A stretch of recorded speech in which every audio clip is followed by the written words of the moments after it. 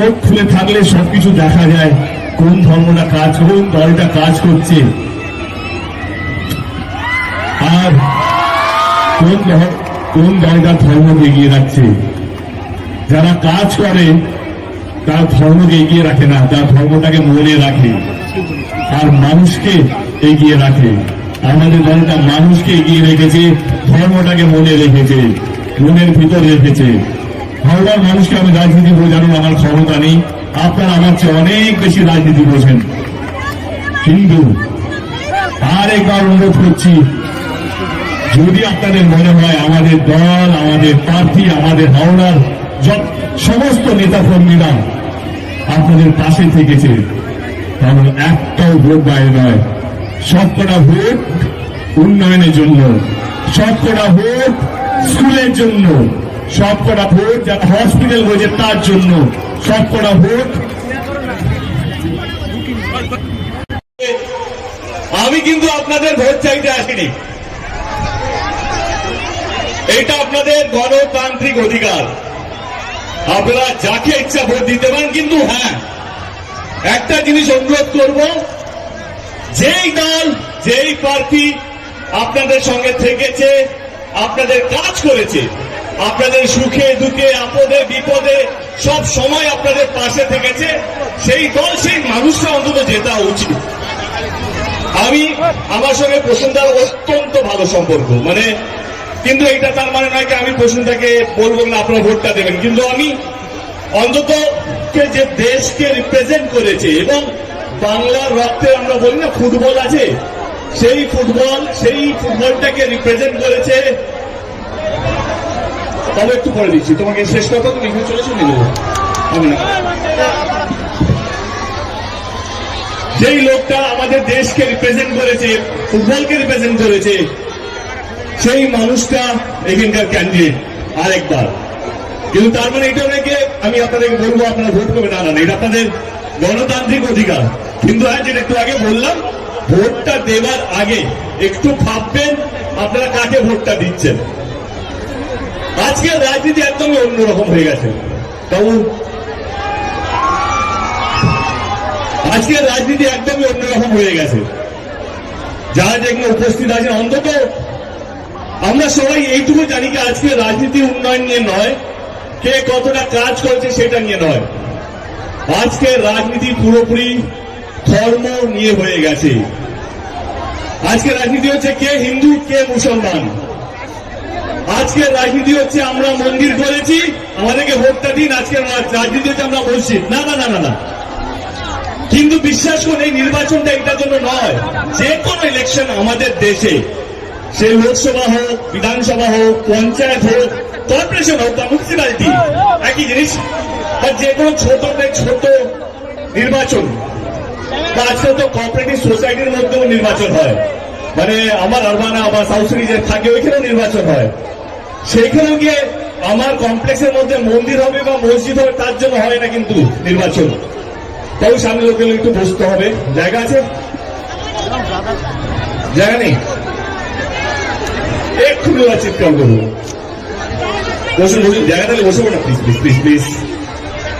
যেটা বলছিলাম, কে আজকে নির্বাচন হচ্ছে ধর্ম নিয়ে। আচ্ছা আপনারা বলুন তো, এই নির্বাচনটা কিসের জন্য নির্বাচন? এই নির্বাচনে যে জিতবে সে কতগুলো মন্দির করবে সেটার জন্য, এই নির্বাচনটা যে জিতবে সে কতগুলো মসজিদ করবে সেটার জন্য না। এই নির্বাচনটা সেই নির্বাচন নয়, এই নির্বাচনটা হচ্ছে কে কতগুলো জেতার পর কে কতগুলো হসপিটাল করবে, কে কতগুলো স্কুল করবে, কে রাস্তাঘাট করবে, কে মানুষকে ভালো রাখবে। মসজিদ না না, কে স্কুল কে হসপিটাল কে করবে সেটার জন্য। আস্তে আস্তে জানতে পারলাম আমাদের হাওড়া ডিস্ট্রিক্টে আমাদের দল 3টে সরকারি মেডিকেল কলেজ শুরু করেছে এবং একটা বেসরকারি মেডিকেল কলেজ, যাতে গরিব বাচ্চারা, যারা কোনোদিনও স্বপ্ন দেখতে পারে না, যারা রিক্সাওয়ালা, যারা অত্যন্ত গরিব আমাদের সোসাইটির মধ্যে, তাদের বাচ্চারা ডাক্তার হতে পারে, সেই দায়িত্বটা আমাদের সরকার নিয়েছে, অন্য কোথাও নয়, হাওড়া ডিস্ট্রিক্টে নিয়েছে। তাহলে ভোটটা কাকে যাওয়া উচিত? 9টার থেকে বেশি SMS টু হসপিটাল করা হয়েছে, যেই বাচ্চাগুলো জন্মানোর পর সেঞ্চুরি হয়ে যায়, একটু শরীর খারাপ হয়ে যায়, তাদের জন্য 9টা ইউনিট স্পেশাল ইউনিট করা হয়েছে, একটি mother and child care unit করা হয়েছে।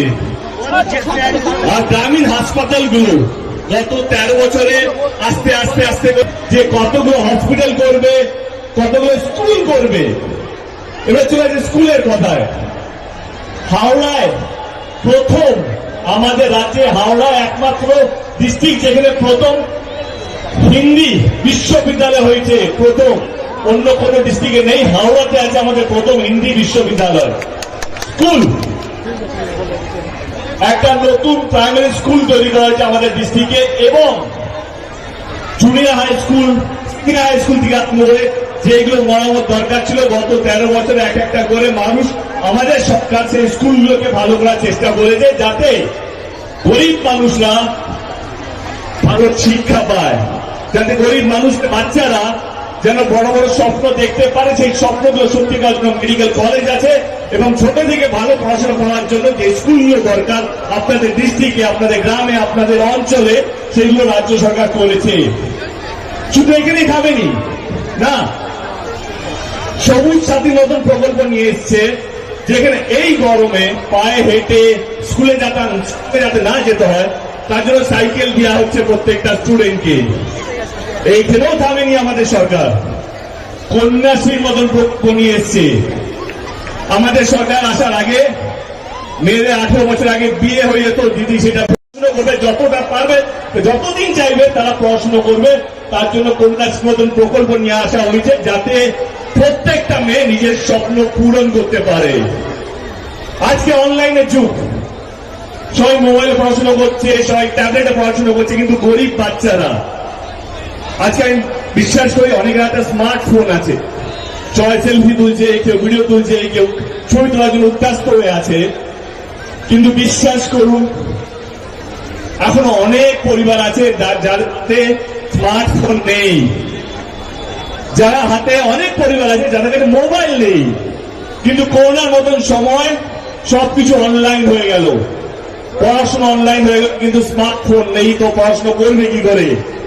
সেইখানেও আমাদের সরকার মানুষকে নিয়ে ভেবেছে, স্বপ্ন প্রকল্পের মাধ্যমে 10,000 টাকা করে দেওয়া হচ্ছে, যাতে গরিব মানুষের বাচ্চারা ট্যাবলেট কিনতে পারে, যাতে তাদের অনলাইন পড়াশোনাটা যেন না থামে। রাজনীতি তো এটাই নিয়ে হওয়া উচিত। নির্বাচন কিসের জন্য হয়? মানুষকে বাঁচিয়ে রাখার জন্য। শুধু বাঁচিয়ে রাখার জন্য বলবো না, মানুষের স্বপ্ন পুরো করার জন্য। যে যেটা চায় সেই স্বপ্নটা পূরণ করতে পারে। দিদি, শুধু আমার বলবো স্বপ্ন প্রকল্প নয়, এগুলো চলে আসি স্টুডেন্ট ক্রেডিট কার্ড। অনেক বড় বড় ইউনিভার্সিটি আছে যেখানে টাকা লাগে আরো বেশি পড়াশোনা করার জন্য, সেইখানে আমাদের স্টুডেন্টসরা থেমে যাতে না যায়, আমাদের রাজ্যের স্টুডেন্টসরা থেমে যাতে না যায়, তাদের জন্য স্টুডেন্টস ক্রেডিট কার্ড আনা হয়েছে, যাতে তারা লোন নিয়ে তাদের পড়াশোনা কমপ্লিট করে চাকরি পেয়ে সেই টাকাটা ফেরত দিতে পারে। কত নির্বাচন তো এইসব নিয়ে হওয়া উচিত, তাই না? আপনারা কি বলেন?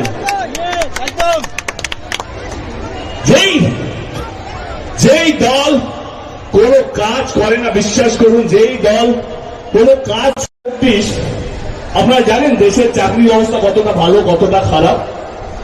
তাহলে আপনাদের যারা জানে তারা জানে, যারা জানে না তাদেরকে বলছি যে দেশে 2014-2024 লাস্ট যে রিপোর্টটা বেরিয়েছে, দেশের চাকরির অবস্থা, দেশ যবে থেকে স্বাধীন হয়েছে তার থেকে খারাপ অবস্থা আজকে ভারতবর্ষ ভুগছে। চাকরি নেই আমাদের দেশে, আরো অনেক কিছু জিনিসপত্রের দাম, আজকে তেলের দাম বলো, গ্যাসের দাম বলো, যে কোনো জিনিসের দাম সবচেয়ে বেশি। 2014-2019 আমাদেরকে স্বপ্ন দেখিয়েছিল কেন্দ্র সরকার যে তারা যদি পাওয়ারে আসে, তারা এই সমস্ত জিনিসের দাম কমিয়ে দেবে। সেই গ্যাসের দাম হোক, পেট্রোলের দাম হোক, ডিজেলের দাম হোক। আরে গ্যাস, পেট্রোল, ডিজেল এগুলো তো বড় বড় লোকেরা, আমি বলছি মধ্যবিত্ত পরিবাররা বলে। আরে সবজির দাম সেগুলো কমাতে পারেনি। আর কি বলবো, এবং অনেকগুলো জিনিস আছে যেগুলো কেন্দ্র সরকার সফল নয়।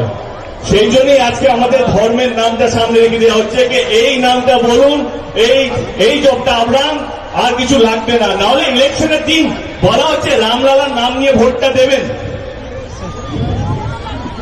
আমি আবার বলছি, এখানে অনেক মানুষ আছে, আমি বিশ্বাস করি সবাই হয়তো তৃণমূলের ভক্ত না, বা সবাই হয়তো তৃণমূলের ভোটার না, কিন্তু আপনারা সবাই আমার দেশের মানুষ, আপনারা সবাই আমার রাজ্যের মানুষ, আপনারা সবাই আমার হাওড়ার মানুষ।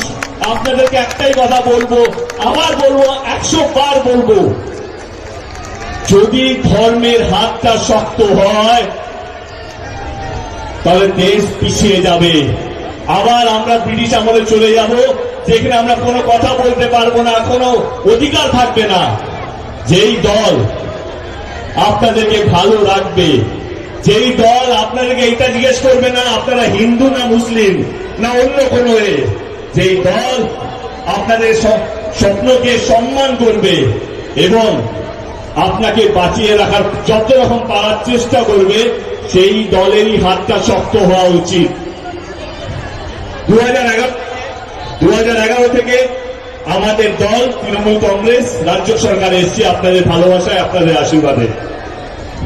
2011 থেকে 2024 অব্দি আমাদের সরকার এমন এমন প্রকল্প নিয়ে এসছে, আমি বলছি না 96% বাড়ি, মানে পশ্চিমবঙ্গের 96% বাড়ির মধ্যে মমতা ব্যানার্জি তৃণমূল কংগ্রেস রাজ্য সরকারে কোনো না কোনো প্রকল্প তাদের বাড়িতে পৌঁছেছে।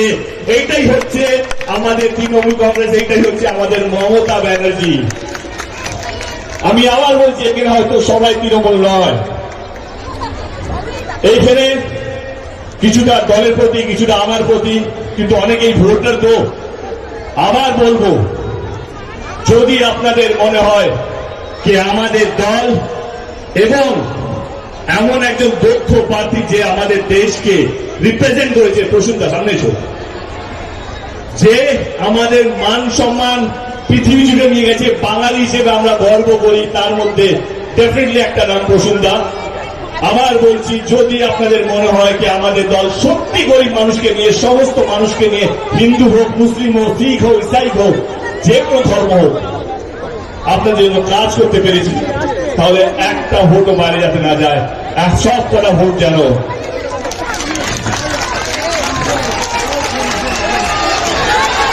প্রসূনদার জন্য যায়।